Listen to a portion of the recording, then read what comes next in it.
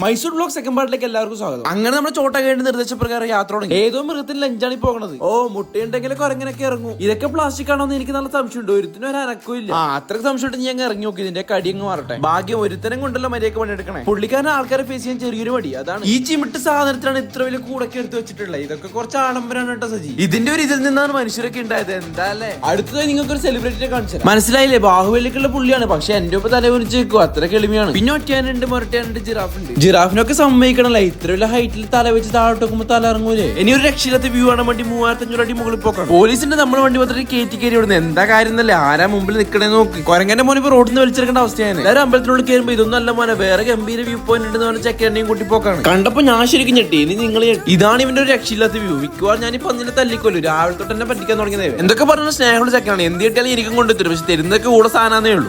ഈ കുരിപ്പ് വേറെ തള്ളി മൂലം എത്തിച്ചിട്ടുണ്ട്.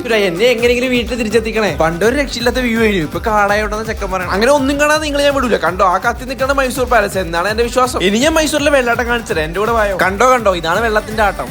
അങ്ങനെ ബിരിയാണിയോട് ഞാൻ എന്റെ വാക്കുകൾ ചുരുക്കുന്നു. വീഡിയോ കണ്ട എല്ലാവർക്കും എന്റെ നന്ദി, നമസ്കാരം.